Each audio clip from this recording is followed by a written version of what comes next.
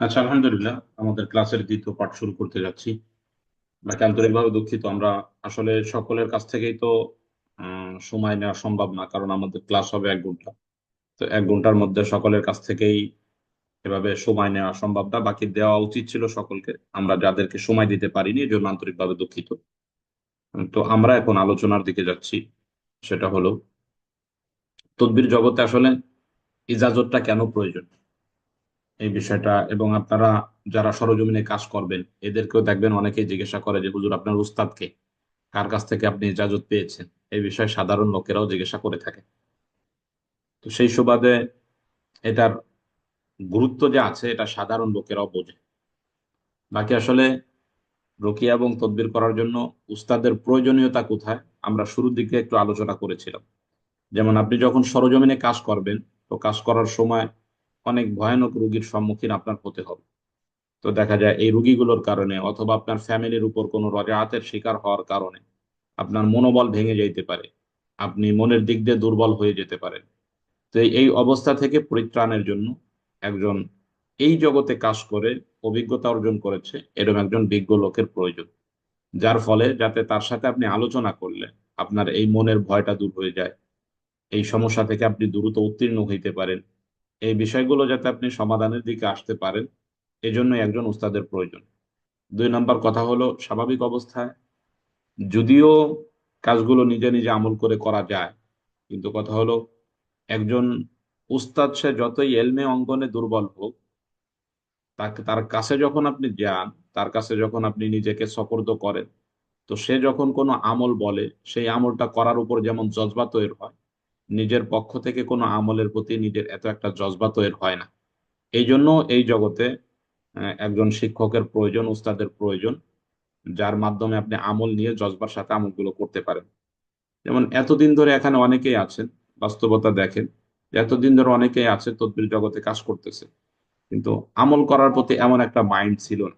কিন্তু দেখা যায় এই আলোচনাগুলো শোনার কারণে, মুজাকারা হওয়ার কারণে মনের অবস্থাটা এখন পরিবর্তন হয়েছে। মন চায় যে সকাল সন্ধ্যা আমলগুলো ঠিক রাখি, যদিও সবসময় সকলের পেরে ওঠা হয় না, তারপরেও মনের অবস্থাটা এমন হয় যে যেন আমলগুলো করার চেষ্টা করা, 1 নম্বর কথা। 2 নম্বর, এই কোর্সটা করে একজন ওস্তাদের শরণাপন্ন হলে কি হবে। যেমন আমাদের এখানে কোর্সের বিষয়টা হলো, আমাদের এখানে কোর্স করলে আমরা সকলকে নিয়ে একটা গ্রুপ খুলে রাখি। তো দেখা যায় যে একটা বিষয় আপনি জানেন না, তো আপনি ওখানে গ্রুপে ভয়েস দিলে এটা দালিলিক ভাবে কিতাবের মধ্যে কোথায় আছে এর উত্তরগুলো যথাসাধ্য দেওয়ার জন্য চেষ্টা করা হয়। এবং আমরা সরাসরি ইবারত গুলো ওখানে দিয়ে দেওয়ার চেষ্টা করি, যাতে আপনার এটা খুঁজে পাওয়া সহজ হয়। তো দেখা যায় আপনার একটা সহযোগিতার কেন্দ্র মনে করতে পারেন এটাকে। তো আপনি এই সহযোগিতা এখানে পাবেন, একটা রোগীর ব্যাপারে কোনো দিশা পাচ্ছেন না, রাস্তা পাচ্ছেন না, তো সেই খাতিরে দেখা যায় যে আমরা এখান থেকে আপনাকে দেখাইতে পারি যে এই আমলগুলো এই জায়গাতে আছে, এভাবে করলে ফায়দা হয়। অথবা আমরা সরজমিনে এই রুগীগুলোর কাজ এভাবে করেছি, তো এমনটা এসেছে রেজাল্ট। তো এগুলার কারণে ফায়দাটা আরো ভালো হয়। এই জন্যই একজন উস্তাদের প্রয়োজন, যার সাথে আপনি দিল খুলে কথা বলতে পারেন। বাকি আমাদের এখানে যারা আছেন, অনেকেই মনে করে যে আমি সবসময় ব্যস্ত থাকি, তাদের কাছে ফোন দিলে কেমন হয়। এইরূপ মাইন্ড যাদের মধ্যে আছে, আমি বলি এটা পরিবর্তন করেন। আমাকে স্বাভাবিক অবস্থায় আপনার সহযোগী হিসাবে নিতে পারেন, যে কোনো সময় ফোন দিতে পারেন। বাকি আমরা ছাত্রদের উপর তত সময় পর্যন্ত রাগ করি না, যত সময় পর্যন্ত তারা আমার সময়কে নষ্ট না করতেছে। আমাদের সময় নষ্ট বলতে কি বোঝানো হয়, ধরেন আপনি ফোন দিলেন, একটা বিষয় মাত্র 1 মিনিটের মধ্যে বলা যায়, সেই বিষয়টা বলার জন্য যদি আপনি 5 মিনিট সময় নেন, তাহলে আমরা মনের দিক দিয়ে একটু দুর্বল হই, এরা খারাপ হই। আর দ্বিতীয় কথা হলো, অনেকেই আমাদেরকে ফোন দিয়ে জিজ্ঞেস করে, হুজুর কেমন আছেন, ছেলে মেয়ে কেমন আছে, সকালে কি খানা খাইছেন। এটা আমরা সকলকে বলি, এই কথাগুলো আমাদেরকে কখনো কেউ জিজ্ঞাসা করতে যাবেন না। এই আলোচনা আসলে করার মতো সময় এখন আর আমাদের হয় না, এটা আগে ছিল। কিন্তু এখন দেখা যায় রুগীদের ফিকির, মাদ্রাসার ফিকির, ফ্যামিলির ফিকির, গ্রুপের ফিকির, ছাত্রদের এগুলা নিয়ে মোতালা, নতুন কিতাবের গবেষণা, সার্বিক দিক দিয়ে দিনের শুরু থেকে রাত 11টা পর্যন্ত ব্যস্ততার মধ্যেই যায়, কম হোক বা বেশি হোক। তো যা হোক, ব্যস্ততা যেহেতু থাকে, এই জন্য মূল বিষয় নিয়ে আলোচনা করলে অতি দ্রুতই সমাধান করা যায়। আর দ্বিতীয় কথা হলো, মানুষ হিসেবে তো সবসময় মাইন্ড ভালো থাকে না। এই জন্য আমার একটা বদ অভ্যাস হলো, আহ, অনেক সময় ধমক দেই অনেকেরই ফোন দিলে। তো এই জন্য যাকে ধমক দিছি সে এইটা যদি কখনো কাউকে দিয়ে থাকি ফোন দিলে, বাকি সে যেন এটা কেমন মনে না করে যে হুজুর আমার পর চরম রাগ হয়েছে, এই হুজুর আর ফোন দেওয়া যাবে না, এটা মনে করে না। কারণ আপনি যে সময় ফোন দিচ্ছেন হয়তো সেই সময় আমি সাধারণ মাইন্ডে নাই, আমি কোনো এক বিষয় নিয়ে ব্যস্ততার মধ্যে আছি, এই জন্য হয়তো আপনাকে ধমক দিয়েছে। পরবর্তীতে আবার ফোন দিলে আমি বিষয়টা আপনাকে আবার বুঝাবো। এই জন্য আমার বিষয়টাতে এতটুকু সবাই আন্তরিকতা দেখাবেন। বাকি আমরা ক্লাসের শেষের দিকেই চলে যাচ্ছি। তো যা হোক, একজন উস্তাদ মোট কথা জরুরি, যার সংস্রবে থাকলে আপনার আমলগুলো ভালো হবে এবং তদবির করাও আপনার জন্য সুবিধাজনক হবে। বাকি তদবির জগতে আসলে যদি কেউ বাস্তবেই ভালোভাবে আসতে চায়, একটা পরিবর্তন তার মধ্যে আসে, সেটা হলো আমলগুলোর করার একটা জজবা তৈরি হয়। মানুষ তো আমরা সকলে আমলি লাইনে আপনার পরিবর্তন হওয়ার জন্য আমরা সকলেই চাই। যেমন আমি নিজের বাস্তবতায় দেখেছি, আমরা তদ্বির জগতে আসার কারণে সকালে ব্যস্ততা থাকলেও মন চাই যে কোরআন শরীফটা তেলাওয়াত করে নি, এই আমলগুলো হাঁটতে হাঁটতে হলেও যেন করে নি, এরকম একটা মাইন্ড নিজের মধ্যে তৈরি হয়েছে। তো এশরাকের সময় হইলে, আওয়াবিনের সময় হইলে তো মনের মধ্যে আসে যে না, এটা পড়ে নেই। পড়ে নেই কেন? যেহেতু আমি তদবির করতেছি, মানুষের ফায়দাটা যে ভালো হোক, এই কারণেই হোক আর যে কারণেই হোক, উখরবি লক্ষ্যটা রুকিয়ার মাধ্যমে হোক, তদবিরের মাধ্যমে হোক, উখরবি যেই উদ্দেশ্য এটা আমাদের হাসিল হচ্ছে। বাকি যেহেতু এখানে অনেক ওলামা একরাম আছেন এবং এলমি অঙ্গনে অনেকেই অনেক ঊর্ধ্বে আছেন, বড় বড় মাদ্রাসায় খেদমত করতেছেন এবং কিতাব নিয়ে নাড়াচাড়া করতেছেন, অধিকাংশই এখানে এমন। বাকি তার মধ্য দিয়েও আমি একজন নগণ্য, এলমি অঙ্গনের যোগ্যতা খুবই কম। তারপরে আলহামদুলিল্লাহ আপনাদেরকে আহ্বান করেছিলাম আমাদের তদবির বিষয় একটা কোর্সের, রুকিয়ার বিষয় একটা কোর্সের। তো আমাদের ডাকে আপনারা সাড়া দিয়ে আমাদের কোর্সে অংশগ্রহণ করেছিলেন। তো আমাদের এলেমের কমতি থাকার কারণেও যথাসাধ্য আমরা চেষ্টা করেছি যেই বিষয়টা আমার কাছে আছে এই বিষয়টা স্পষ্টভাবে আপনাদের কাছে তুলে ধরার জন্য। হয়তো বিষয়টা কারো জন্য ফায়দাজনক হয়েছে, আবার কারো জন্য ফায়দাজনক হয় নাই। না হওয়ার বিষয় হলো সেই তো সে হয়তো এই বিষয়গুলো আরো অধ্যয়ন করেছে, আরো অভিজ্ঞতা অর্জন করেছে, তো যার ফলে হয়তো তার জন্য তেমন ফায়দাজনক হয় নাই। বাকি ক্লাসগুলোতে এমনই হবে, পরীক্ষাগুলোতে এমনই হয় যে আপনি বোঝা বিষয়ও তাকে আবার বোঝায় বলতে হয়। তো আমাদের ক্লাসগুলো তো শুধু যারা মাহির এদের প্রতি লক্ষ্য করে হয় না, যারা নতুন এসেছে এদের প্রতিও লক্ষ্য রেখে আমরা করেছি। যা হোক, যার মধ্য দিয়ে আমরা 20টা দিন পার করেছি। বাকি আমার কাছে মনে হয়েছে, আমার মোতালাতে যতটুকু অধ্যয়ন করেছি এটাতে মনে হয়েছে যেই ধারাবাহিকতা আমরা বজায় রেখেছি চিকিৎসার জন্য, এটা যদি সঠিকভাবে করা যায়, আমার মনে হয় অধিকাংশ রোগী এতে ফায়দা পাবে ইনশাআল্লাহ। এই জন্য এইগুলোর সাথে আপনারা আরো মোতালা করে অ্যাডজাস্ট করেন, কোনো অসুবিধা নেই। বাকি এই পন্থাগুলো ধরে রাখলে আশা করা যায় রোগীদের রেজাল্টটা ভালো আসবে ইনশাআল্লাহ। তো যা হোক, আমাদের এলমে কমতির কারণেও, বয়সের তারতম্যের কারণে এজাজত দেওয়ার জন্য বয়সের একটা প্রয়োজন দেখা দিয়ে থাকে। তারপরেও আমরা প্রতি ক্লাসে যেহেতু এজাজত দিয়ে থাকি, আমরা এবারও আপনাদেরকে এজাজত দিচ্ছি। বাকি তদবিরের এজাজতের জন্য আমাদের এখান থেকে কিছু শর্ত দেওয়া হয়। সেটা হলো, আমার এই ইজাজত আপনার জন্য তত সময় পর্যন্ত থাকবে যত সময় পর্যন্ত মানুষকে প্রতারণা থেকে নিজে হেফাজত করবে। যদি আপনি কাউকে ধোঁকা দেওয়া শুরু করেন, তাহলে নিশ্চিত মনে রাখেন যদি আমার পক্ষ থেকে আপনাকে এজাজত দেওয়া হয়েছে, এজাজত চলে যাবে। আমাদের মূল টার্গেট এটা না যে মানুষকে ধোঁকা দিয়ে আপনি টাকা ইনকাম করবেন। টাকা ইনকাম করেন, কোনো অসুবিধা নেই, কিন্তু কথা হলো এটা যেন ধোঁকার মাধ্যমে না হয়। সেই ব্যক্তিকে আপনি যথাসাধ্য বুঝিয়ে যেন হয়, এটার মাধ্যমে যেন হয়। তো 1 নম্বর কথা হলো কাউকে ধোঁকা দেওয়া যাবে না। 2 নম্বর কথা হলো নিজের কারামতি প্রকাশ করার জন্য কখনো মিথ্যার আশ্রয় নেওয়া যাবে না এই তদবির জগতে। আপনি সাদা মাঠা ভাবে তদবির করেন, আপনার তদবির জগতে বিশাল আল্লামাতুদ দাহারও হতে হবে মিথ্যা বলে, এটা জরুরি না। আপনি সাদা মাঠা ভাবে থেকেই সততার সাথে আপনি তদবির করেন, এটা আপনি করেন। মিথ্যার আশ্রয় কখনো নেওয়ার চেষ্টা করবেন না যথাসাধ্য। যেমন রোগীর ব্যস্ততা বেড়ে গেলে এক সময় আপনি একজনকে বলছেন যে দেখার জন্য, যেমন উদাহরণস্বরূপ কেবল একজন রোগী আমাদেরকে হাজিরা দেখার জন্য বিকাল বেলা ফোন দিয়েছিল, যে তার কি সমস্যা দেখে দিতে বলেছে। তো আমরা বলছি ঠিক আছে ভাই, আধা ঘন্টা পরে জানাচ্ছি।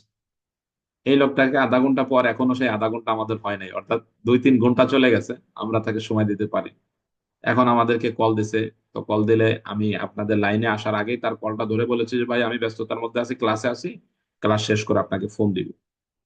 তো বিষয়টা আপনি যা হয়েছে হুবহু তাই যদি রুগীকে বলেন, রুগী মেনে নেয় আমরা দেখেছি। এই জন্য মিথ্যার আশ্রয়ের প্রয়োজন নেই। মিথ্যার আশ্রয় না নিয়ে আপনি সঠিকভাবে তদবির করবেন, 2 নম্বর। 3 নম্বর কথা হলো তদবির করার জন্য ওই কুকা পণ্ডিতের বই, লজ্জাতুন নেসা, তারপরে জাদুকরদের যে বইগুলো আছে, এইগুলার প্রতি দ্বারস্থ হওয়া যাবে না। এক নম্বর কথা, কোরআন ও সুন্নাহর আলোকে উলামায়ে কেরামের লিখিত বই যেগুলা অর্থ স্পষ্ট আছে, এমন তদবির গুলো দিয়েই সকলে তদবির করবে। যদি কেউ কোরআন ও সুন্নাহর আলো থেকে বাহির হয়ে যদি কোনো ব্যক্তি এই কুফরি মন্ত্র তন্ত্র দিয়ে তদবির করে, তাহলে আমাদের পক্ষ থেকে এই ইজাজত আপনার থাকবে না। আমরা এজাজত দিচ্ছি কোরআন ও সুন্নাহর আলোকে তদবির করার জন্য। এমনকি আমাদের মুফতি সাহেবের সাথে আলোচনা করেছিলাম, উনি বলেছেন যারা এলমি অঙ্গনে মেহনত করেছে রুকিয়া এবং তদবির করার ক্ষেত্রে, তারা যেন লক্ষ্য রাখে যদি কোনো জায়গায় সামান্য নিজের মধ্যে সংশয় আছে যে এটা জায়েজ কি জায়েজ না, এই তদবির গুলো এবং এই রুকিয়া গুলো যেন তারা প্রয়োগ না করে। অতএব যারা আছেন, অবশ্যই যদি কোনোটার ব্যাপারে সংশয় আসে, ওইটা বাদ দিয়ে আপনি ভালো যেটা আছে সেটা প্রয়োগ করেন। তাহলে তৃতীয় নম্বর কথা হলো, কোনো না জায়েজ কোনো তদবিরের প্রতি দ্বারস্থ হওয়া যাবে না। একটা মাসালা সংক্ষিপ্ত আকারে বলে আমাদের শেষের দিকে যাচ্ছি। সেটা হলো, কোরআনের আয়াত দিয়েও যদি আপনি কাউকে ক্ষতি করার লক্ষ্যে চিকিৎসা প্রয়োগ করেন, তাহলে এটা নাজায়েজ হয়ে যায়। আপনি যদিও দেখতেছেন যে কোরআনের আয়াত দিয়ে চিকিৎসা করছি, কিন্তু এটা যদি কাউকে ক্ষতি করার লক্ষ্যে করেন, তাহলে এটা নাজায়েজ হয়। ফতর কিতাবের মধ্যে এটা লেখা আছে। তো এই জন্য কোরআনের আয়াত দিয়ে হলেও যেই জায়গাতে দেখবেন যে জায়েজ না জায়েজের মাসালা আসে, সেই জায়গাতে তদবির গুলো না করা। তো এই কাজগুলো ঠিক রাখলে, এক নম্বরে সকাল সন্ধ্যার আমলগুলো ঠিক রেখে, কোনো লোককে প্রতারণার শিকার না করে, নিজেকে নিজেকে মিথ্যার আশ্রয় না নিয়ে, কোরআন ও হাদিসের আলোকে তদবির করলে আমাদের পক্ষ থেকে এজাজত আছে। আর শেষ কথা, 5 নম্বর কথা হলো, কোনো ব্যক্তির উপর জুলুম না করা। যেমন একজন লোক আপনার কাছে চিকিৎসা নেওয়ার জন্য আসছে, সে দিতে পারে 500 টাকা, আপনি তার কাছ থেকে জুলুম করে 1500 টাকা নিয়ে গেলেন। তো সে তো নিরুপায়। তো এইরূপ কাজ কখনো না করা। এই 5টা জিনিস জেনে রেখে যদি আপনি তদবির করেন, আমাদের পক্ষ থেকে আলহামদুলিল্লাহ এজাজত আছে, আপনি তদবির করতে পারবেন। দোয়াও আছে আপনার জন্য, যেন আল্লাহ তাআলা আপনাকে এই জগতে সফল করে। তো আমরা নাম ঘোষণা করতেছি যাদেরকে আমরা এজাজত দিচ্ছি। 1 নম্বর মোহাম্মদ রাসেল, নোয়াখালী হাতিয়া থেকে আমাদের সাথে অংশগ্রহণ করেছিলেন, তাকে এজাজত দেওয়া হলো। 2 নম্বরে তানজিলুর রহমান, টাঙ্গাইল সখীপুর থেকে অংশগ্রহণ করেছে। 3 নম্বরে মুফতি মাজহারুল ইসলাম, নগরকান্দা ফরিদপুর, আমাদের দেশি লোক, অংশগ্রহণ করেছে। 4 নম্বরে আছে মৌলানা ইমরান হাসান, মোল্লাহাট বাগেরহাট থেকে অংশগ্রহণ করেছে। 5 নম্বরে রাকিবুল ইসলাম ফাহিম, পটুয়াখালী বাউফল থেকে অংশগ্রহণ করেছে। মুফতি আনোয়ার হোসাইন আমাদের অংশগ্রহণ করেছে পুটিয়া রাজশাহী থেকে।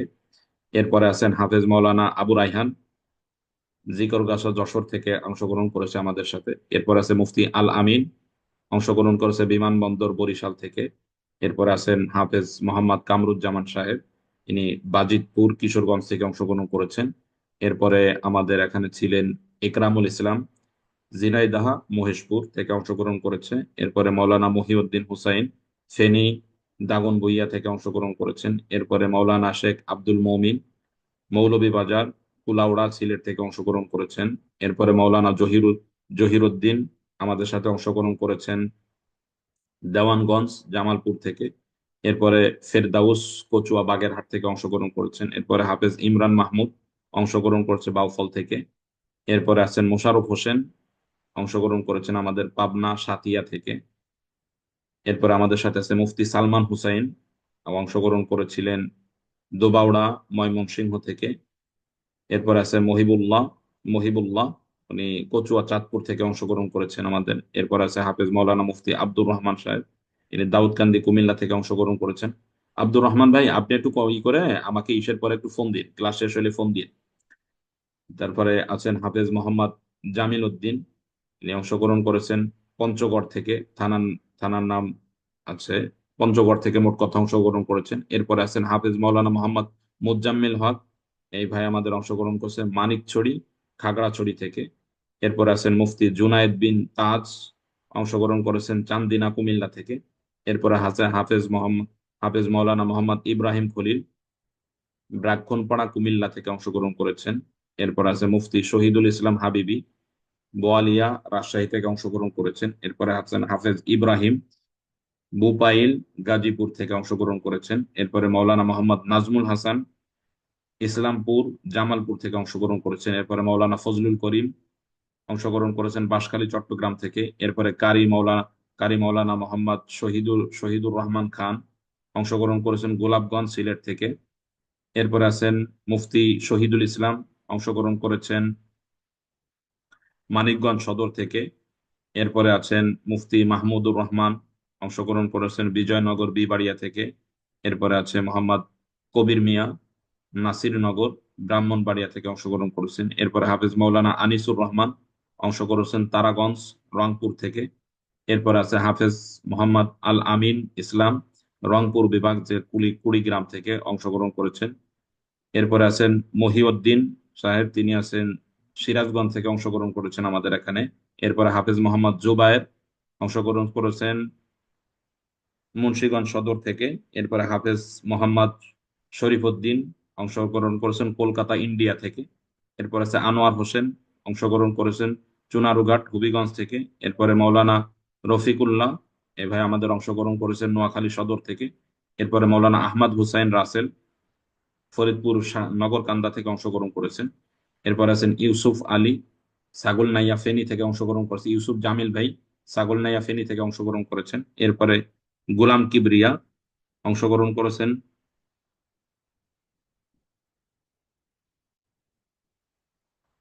বাংলা লিখে দিচ্ছে বোঝাটা ইসে থানা জালালাবাদ সদর থেকে অংশগ্রহণ করেছেন সম্ভবত। এরপরে হামিদুল্লাহ সাইফি ভাই শরিয়তপুর জাজিরা থেকে অংশগ্রহণ করেছেন। এরপরে শাহ মোহাম্মদ বুরহান উদ্দিন তালুকদার, অংশগ্রহণ করেছেন বাঁশখালী চট্টগ্রাম থেকে। এরপরে হাফেজ মৌলানা মোহাম্মদ আলী হোসেন, অংশগ্রহণ করেছেন মাদারীপুর থেকে সদর থেকে। উপজেলা হলো ডাসার মাদারীপুর। এরপরে মোহাম্মদ আসাদুল্লাহ ভাই, তিনি বিবাড়িয়া সদর থেকে অংশগ্রহণ করেছেন। এরপরে মুফতি আতিকুর রহমান সাইফি, এ ভাই আমাদের অংশগ্রহণ করেছেন খাজুরা বরগুনা থেকে। এরপর আছে হাফেজ মোহাম্মদ মোস্তফা আল হুসাইন, অংশগ্রহণ করেছেন মিরপুর 11 ঢাকা থেকে। এরপরে হুসাইন আহমদ, অংশগ্রহণ করেছেন টাঙ্গাইল থেকে অংশগ্রহণ করেছে, থানার নামটা ক্লিয়ার বুঝিনি আমি। এরপরে আছেন হাফেজ মৌলানা আবু সাইদ রহমানী, আমাদের ভাই অংশগ্রহণ করেছেন সোনারগাঁ নারায়ণগঞ্জ থেকে। এরপরে মুফতি খালিদ সাইফুল্লাহ কেরানীগঞ্জ ঢাকা থেকে অংশগ্রহণ করেছেন। এরপরে আছেন মুফতি মাহমুদুল হাসান হাজিপুরি, অংশগ্রহণ করেছেন আমাদের সাথে, ঠিকানাটা দিছে। এরপরে আছে হাফেজ মৌলানা আলাউদ্দিন, আমাদের এখানে অংশগ্রহণ করেছেন ভোলা সদর থেকে। এরপরে আছেন মোহাম্মদ সুলতান সালাউদ্দিন, এই ভাই আমাদের অংশগ্রহণ করেছেন রামপুরা ঢাকা থেকে। এরপরে আছেন হাফেজ সানাউল্লাহ, অংশগ্রহণ করেছেন মতলব চাঁদপুর থেকে।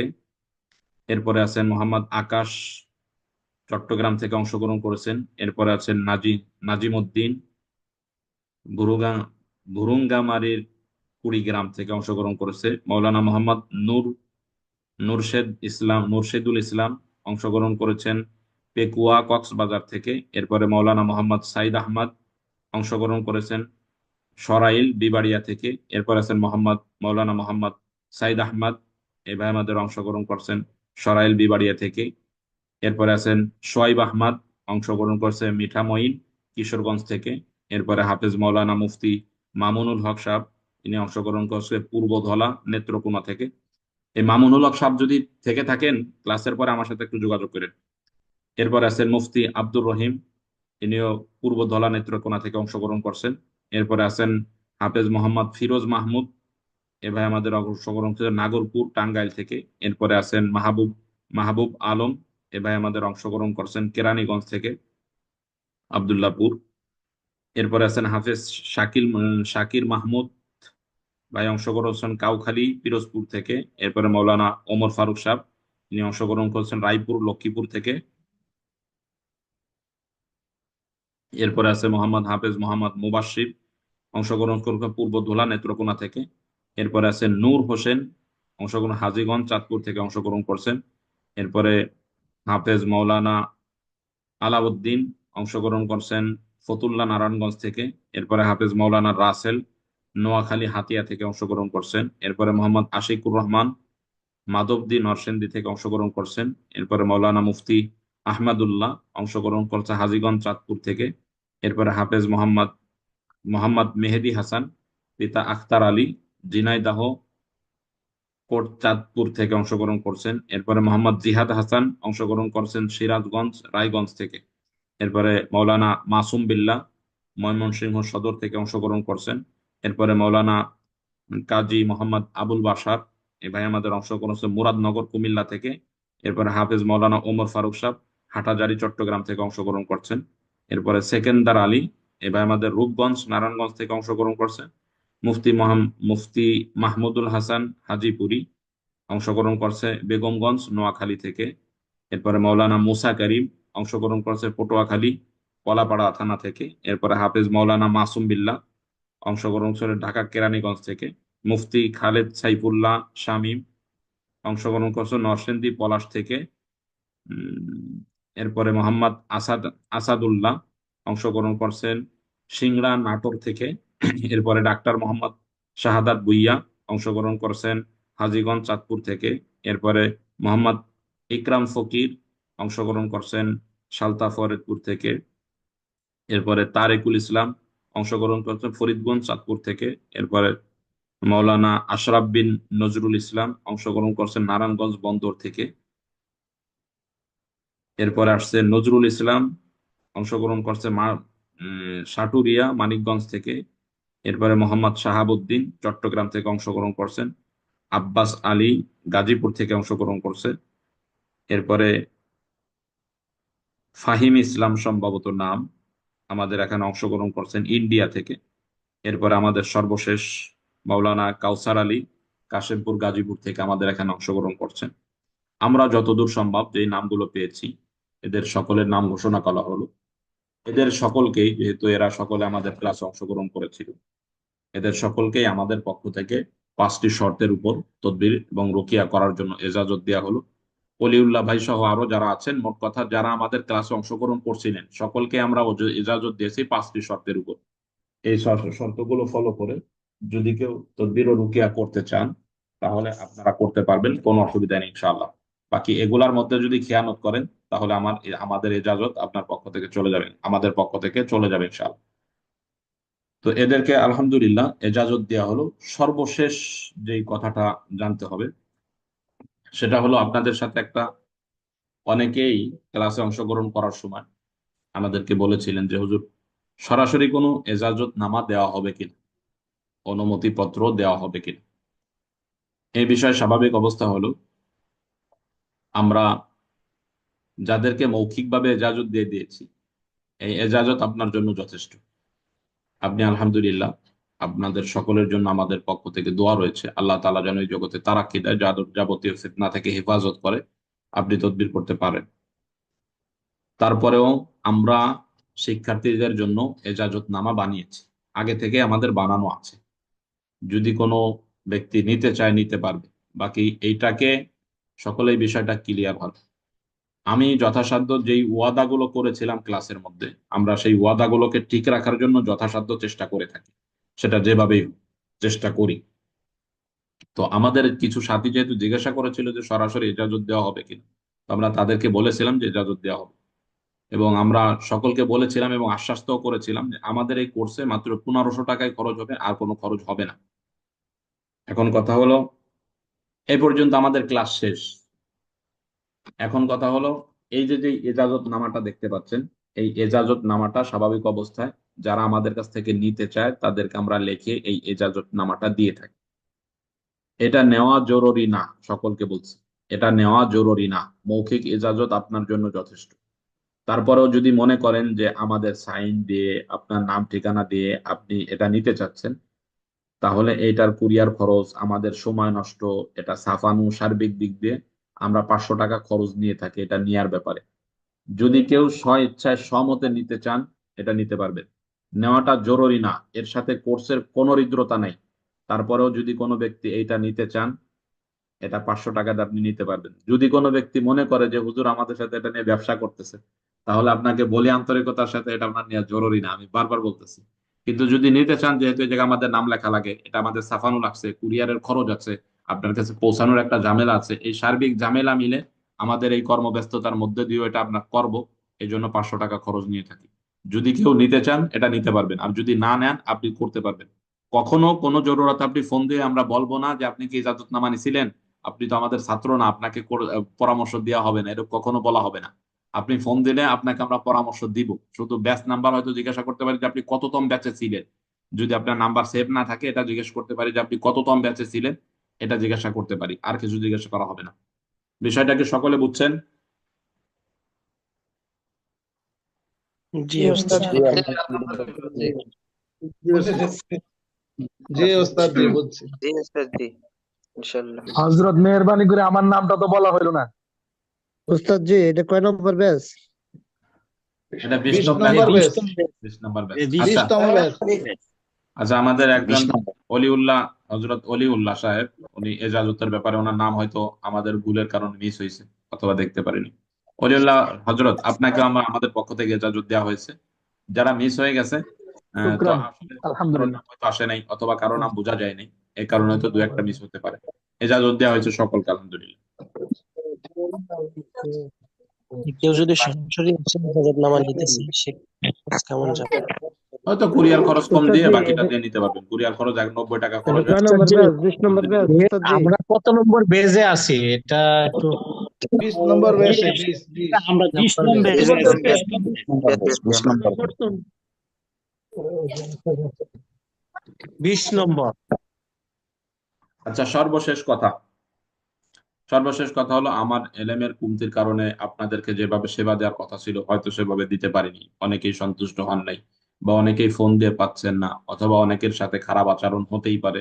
মানুষ হিসেবে ভুল ত্রুটির ঊর্ধ্বে কেউ না আপনাদের সাথে।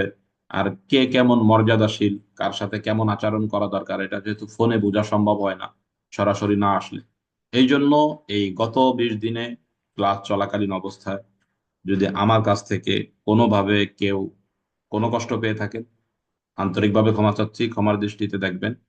আর এলমি কমতির কারণে যদি কোনো বিষয় আপনার কাছে খারাপ লেগে থাকে, দোয়া করবেন যেন আল্লাহ তাআলা এই এলেমের এই অপূর্ণতাকে পূর্ণতায় পরিপূর্ণ করে দেয়। আমাদের ক্লাস আজকে এ পর্যন্তই শেষ করতে চাচ্ছি। এখন থেকে আমাদের গ্রুপের মধ্যে যে কোনো বিষয়ে পরামর্শ হবে ইনশাআল্লাহ।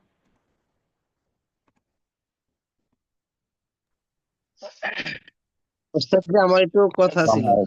জি, যে ওস্তাদ যে আমাদের জন্য দোয়া করবেন, আমরা এখানে যারা ছাত্র ভাই ছিলাম আমরা আমরা যেন জাতির ভালো খেদমত করতে পারি, খেদমত করতে পারি, সেজন্য দোয়া রাখবেন। কেমানিল্লাহ কেমানিল্লাহ। জি ওস্তাদ জি আমরা আপনার কাছে দোয়া চাই।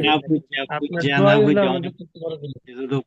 কোনো কারণ প্রশ্ন ওস্তাদের কারণে দোয়া সবচেয়ে গুরুত্বপূর্ণ। আপনার কাছে আশা করি ক্ষমা করে দিবেন। ইনশাআল্লাহ ইনশাআল্লাহ। আমি বাকি কারো কাছ থেকে দোয়া করি, আল্লাহ তাআলা সকলকে এই জগতে তারাক্কি দান করুন ইনশাআল্লাহ। আমি আমার একটা কথা ওস্তাদ ছিল। জি শর্তগুলোর আমার একটা কথা একটা ছিল। PDF দেওয়া যায় কিনা যেটার উপরে ইজাজত দেওয়া হলো? আচ্ছা, একজন একজন মিউট করে একজন বললে শোনা সম্ভব, সবাই একসাথে বললে বোঝা যায় না। এজাজতের উপর কি বলেছেন সফিউদ্দিন ইজাজতের ভাই? একটা PDF দেওয়া যায় কিনা, মানে যে শর্তের উপরে ইজাজতটা দেওয়া হচ্ছে শর্তগুলো লিখিত দেওয়া যায় কিনা? আচ্ছা, দেখে আগামীকাল ওটা দিয়ে দিব আমরা ইনশাআল্লাহ। ইনশাআল্লাহ। আর কারো কোনো কথা আছে? আসসালামু আলাইকুম। জি হযরত ওস্তাদ জি আমার একটা কথা, প্রত্যেকটা ক্লাসের মানে ভিডিও গুলো একসাথে করে দেওয়া যায় কিনা, পিডিএফ গুলো একসাথে দেওয়া যায় কিনা? এটা যাদের কাছে আছে যে কোনো একজন ছাত্র দিয়ে দিতে পারবে। আপনারা গ্রুপে একজন দিয়ে দিলেই হয়ে যাবে। এটার জন্য আমার আর মেহনত করা আলাদা হবে না। দিলে একটু বেটার হবে, মানে দেখা একটু সহজ হবে। PDF কে জি আসসালামু আলাইকুম উস্তাদ জি। ক্লাসের মধ্যে তো অনেক প্রশ্ন করছি বুঝা না বুঝা, যখন ভুল ত্রুটি হয়ে থাকেন তাহলে উস্তাদ জি ক্ষমা করে দিবেন। ঠিক আছে, জি আসসালামু আলাইকুম। আসসালাম। ঠিক আছে ইনশাআল্লাহ। আজকের আসসালামু ক্লাস, আলাইকুম। ওয়ালাইকুম আসসালাম। হ্যাঁ আমি শফিউদ্দিন বলছি। বলছি যে আগামী থেকে যদি আপনার ক্লাসে কোনো অংশগ্রহণ করতে হয়, যে আবার 1500 টাকা দিয়ে ভর্তি হতে হবে? 1000 টাকাতে ভর্তি হলেই হবে পুরাতনদের জন্য। জি যারা এই ব্যাচে অংশগ্রহণ করছে 21তম ব্যাচে ভর্তি হইতে হলে 1000 টাকাতে ভর্তি হতে পারবেন আপনি। 1000 টাকা দিয়ে? জি জি, আচ্ছা ঠিক আছে ইনশাআল্লাহ। আসসালামু আলাইকুম। রাখছি তাহলে, দোয়া করবেন। আলহামদুলিল্লাহ। আসসালামু আলাইকুম।